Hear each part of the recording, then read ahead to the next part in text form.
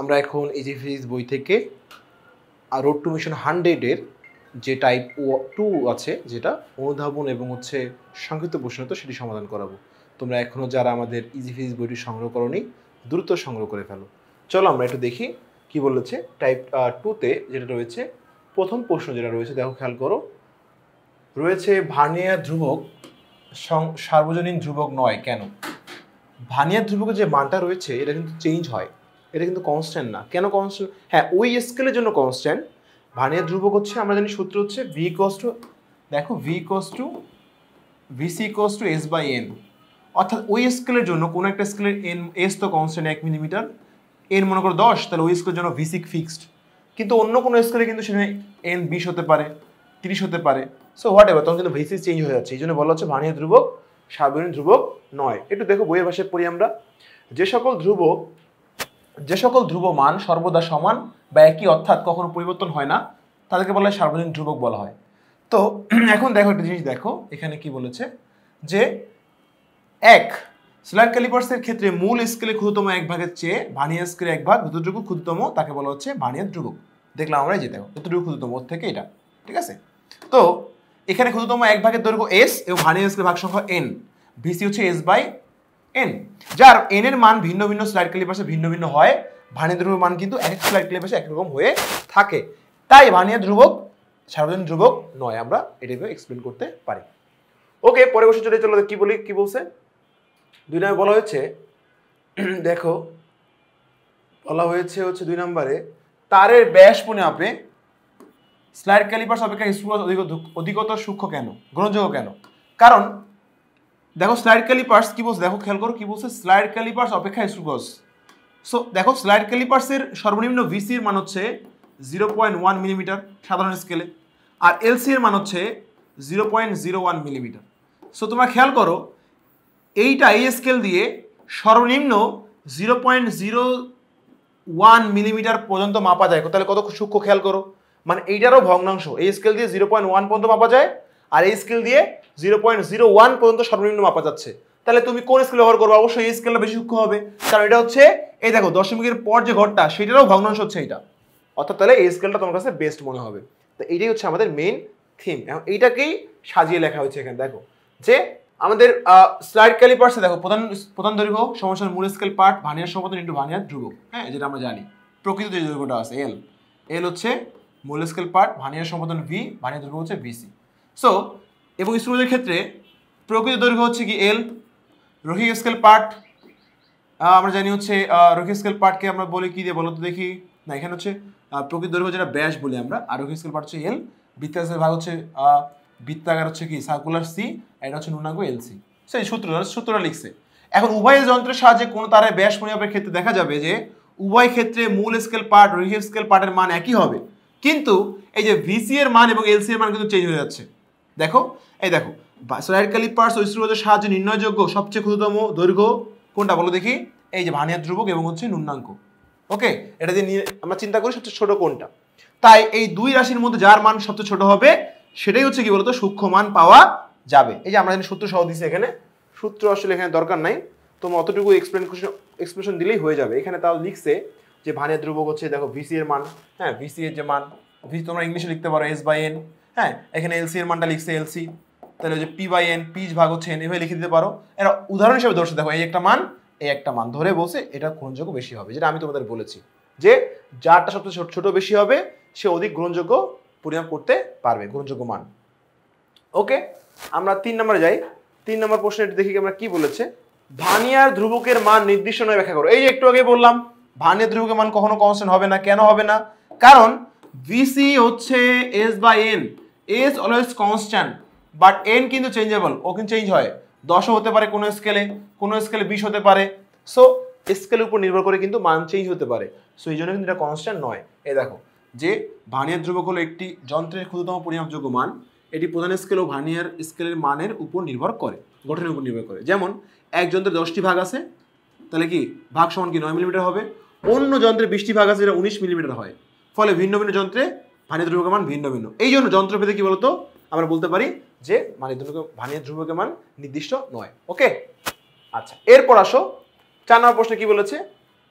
বলেছে মৌলিক রাশি ও লব্ধ রাশির মধ্যে দুটি পার্থক্য। আমরা জানি মৌলিক রাশি কি, যে রাশিগুলো অন্য কোনো রাশির উপর ডিপেন্ডেন্ট না সেগুলো হচ্ছে মৌলিক, যে রাশিগুলো অন্য রাশির উপর ডিপেন্ডেন্ট সেগুলো হচ্ছে যৌগিক, হ্যাঁ, বা লব্ধ। এই যে আমরা সংজ্ঞা দুটো লিখে ফেলবো। ওকে, এরপর মৌলিক রাশির উদাহরণ হচ্ছে কি বলতো, দৈর্ঘ্য, ভর, সময়। আর লব্ধ হচ্ছে কি বলতো, বল, ত্বরণ, ঘনত্ব, যেগুলো হচ্ছে অসংখ্য মৌলিক রাশি মিলে, দুই বা ততোধিক মৌলিক রাশি মিলে যখন একটা রাশি তৈরি হয় তাকে বলা হচ্ছে লব্ধ রাশি। আর যখন একটা রাশি কারোর উপর নির্ভরশীল নয়, একাই থাকে, সেটা হচ্ছে মৌলিক রাশি। এই দুটো আমরা উদাহরণ সহ দিয়ে দিয়েছি। এবার আসো 5 নম্বরে কি বলেছে, পরিমাপের এককের প্রয়োজনীয়তা ব্যাখ্যা করো। এখন পরিমাপের একক, মনে করো আমি এখানে লিখেছি, সাপোজ লিখেছি মনে করো 5, অ্যান্ড হোয়াট ইজ দ্যাট, বলো এটা কি, এটা কি, এটা কি, এখানে 5 লিখছি আমি, এখানে 5 কি? যখন আমি পিছনে একক বসাবো কেজি, তুই তখন বলবো হ্যাঁ ভাইয়া এটা ভর বুঝাইছে। যখন লিখবো মিনিট বা সেকেন্ড, তখন বুঝবো হ্যাঁ সময় বুঝিয়েছে। যখন লিখবো 5 মিটার, তাহলে বুঝবো যে দূরত্ব বুঝিয়েছে। অর্থাৎ একক দিয়ে কিন্তু একটা রাশিকে চেনা যায়, শুধু মান হলে হবে না, ইউনিট লাগবে।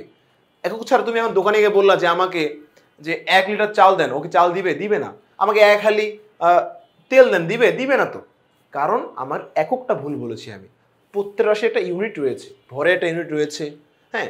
সো এই যে প্রত্যেক রাশি ইউনিটগুলো সম্পর্কে না জানলে কিন্তু কোনো রাশি পরিপূর্ণ হয় না। অর্থাৎ তাহলে একক ছাড়া কিন্তু আসলে কোনো রাশি পরিপূর্ণ হয় না। এখানে কি বলেছে দেখো, আমরা জানি যে কোনো পরিমাপের জন্য প্রয়োজন একটি স্ট্যান্ডার্ড আদর্শ পরিমাপ, যার সাথে তুলনা করে পরিমাপ করা যায়। এই আদর্শ পরিমাপই হলো পরিমাপের একক। একক ব্যতীত দৈনন্দিন জীবনে কোনো প্রকার লেনদেন সম্ভব নয়, তাই কোন রাশির প্রকাশ করতে হলে এককের প্রয়োজন রয়েছে। ওকে, 6 নম্বর প্রশ্নে খেয়াল করো কি বলেছে, ক্ষমতা একটি লব্ধ রাশি ব্যাখ্যা করো। ক্ষমতা, এখন লব্ধ রাশি কি দেখো, খেয়াল করো, লব্ধ রাশি হচ্ছে অন্য রাশির উপর ডিপেন্ডেন্ট। ক্ষমতা পাওয়ার, W/T। ডাব্লু হচ্ছে আবার কি বলতো, কাজ। ডাব্লু কি কাজ। এখন কাজকে আবার কি করতে হবে, ভাঙতে হবে, কারণ এটা লব্ধ রাশি। Fs/T। আর F মানে কি বলতো, আবার এটা মনে হচ্ছে কেন,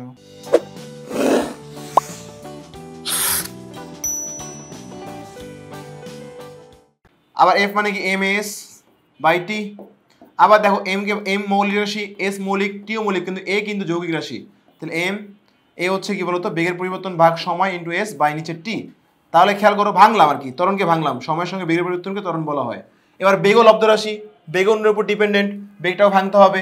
তাহলে আমি যদি একটু ভাঙি, দেখো এটা কি হবে, VS/T² হবে, কারণ এটিটা এখানে ভাগ হয়েছে। আচ্ছা, এবার V কে ভাঙবো, কারণ V হচ্ছে লব্ধ রাশি, সময়ের সঙ্গে সরণের পরিবর্তনকে কি বলে বলতো, বেগ বলে।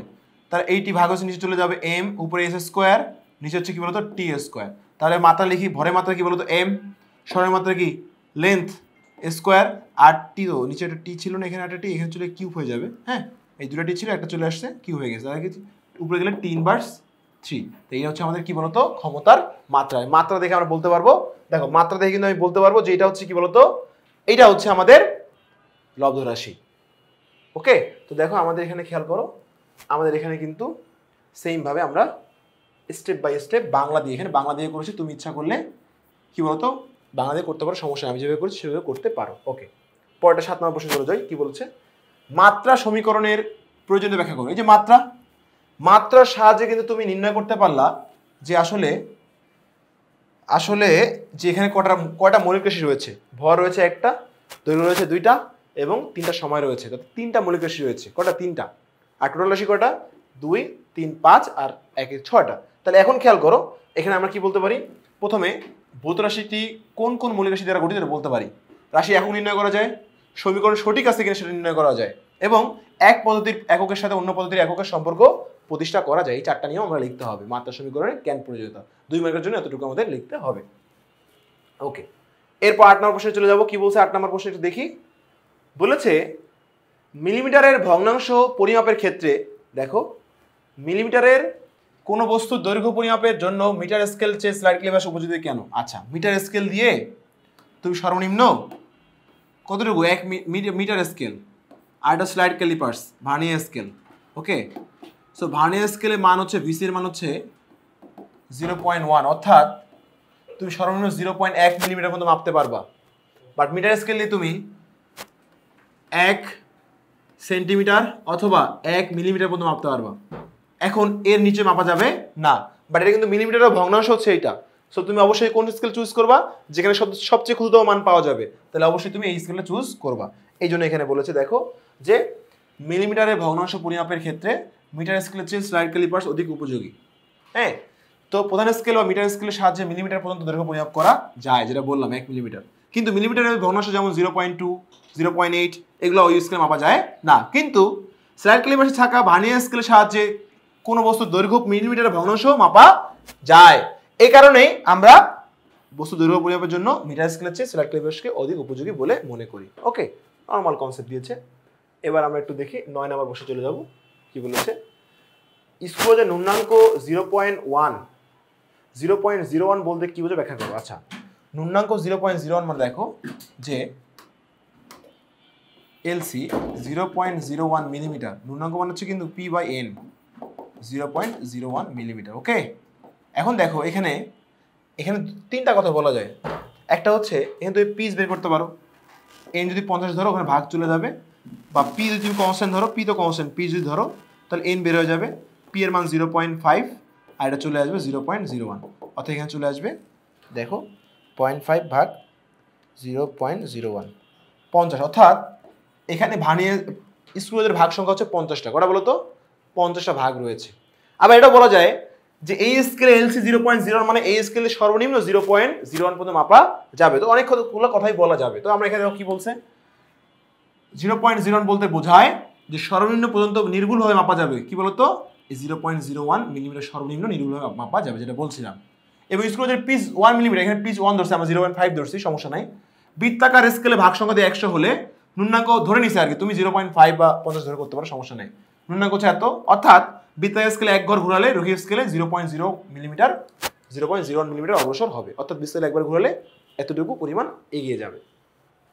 আচ্ছা, এরপর আমরা দেখি 10 নম্বর প্রশ্নে কি বলেছে। প্রশ্নে বলেছে হচ্ছে চূড়ান্ত, দেখো ভিন্ন ভিন্ন দৈর্ঘ্যের পরিমাপে একটি চূড়ান্ত ত্রুটি হলে, একই চূড়ান্ত ত্রুটি হলে যেটি দৈর্ঘ্য বেশি হবে সেটি পরিমাপের সঠিকতা ব্যাখ্যা করো। আচ্ছা, ভিন্ন ভিন্ন দৈর্ঘ্যের পরিমাপে চূড়ান্ত ত্রুটি কি বলতো? একই চূড়ান্ত ত্রুটি হলে যেটি দৈর্ঘ্য বেশি হয় সেটি কি বলতো? সঠিকতা যাচাই করতে বলছে। আমরা জানি, খেয়াল করো, এখন চূড়ান্ত ত্রুটি হলো প্রকৃত মানের তুলনায় পরিমাপ করা মানের পার্থক্য। ওকে, এখন অর্থাৎ কোনো রাশি পরিমাপ করার সময় সম্ভাব্য সর্বোচ্চ ত্রুটিকে চূড়ান্ত ত্রুটি বলে। ভিন্ন ভিন্ন দৈর্ঘ্যের পরিমাপে একই চূড়ান্ত ত্রুটি হলে যেটির দৈর্ঘ্য বেশি সেটির ক্ষেত্রে ত্রুটির শতকরা হার তুলনামূলকভাবে কম হবে। কেন?